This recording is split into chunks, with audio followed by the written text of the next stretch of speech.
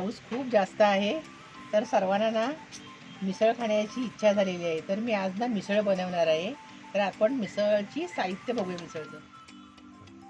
तर आपण आता मिसळचं साहित्य बघूया काय आहे ते. मटकी वाटाणा मी ना उकडून घेतलेला, मीठ टाकून 2 शिट्या देऊन.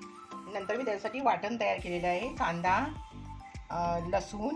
लसूण, अद्रक, कोथिंबीर, सफेद तीळ, खसखस, टॅमॅटो हे सगळं तेलावरती मी परतून वाटण तयार करून घेतलेलं आहे.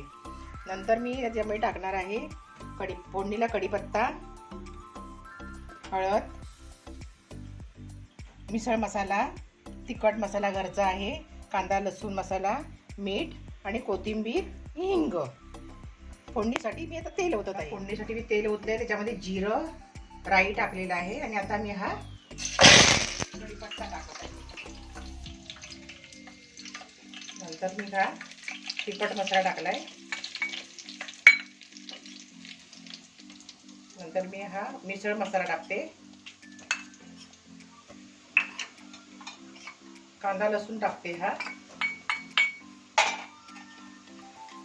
थोडीशी हळद टाकते ही आणि हा वाटलेला आणि हिंग टाकते. हिंग राहायला टाकायचं, सॉरी. आणि हा वाटलेला मसाला.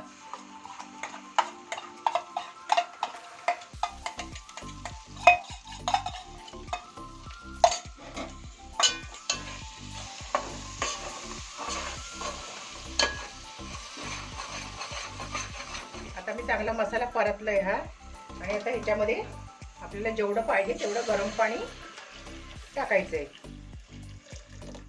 आता ह्याच्यामध्ये मी थोडं मीठ टाकते आणि थोडंसंच मीठ टाकायचं, कारण का मी उकडताना वाटाणे आणि मूग मटकीमध्ये थोडं मीठ टाकलं होतं.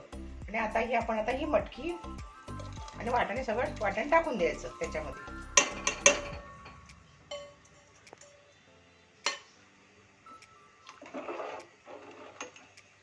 आता याला छानपैकी उकळी येऊ दे, मग झाली आपली मिसळ तयार. आता आपली ही मिसळ तयार झाली. बघा कशी छानपैकी तरी आली ना. आता मी त्याच्यावरती थोडीशी कोथिंबीर टाकते आणि ही मिसळ आहे ना, ही 11 जणांची मी तयार झालेली आहे.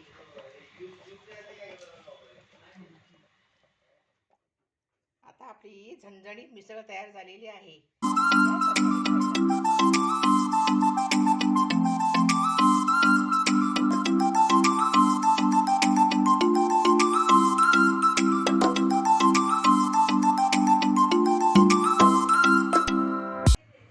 काय झणझणीत मिसळ लागते.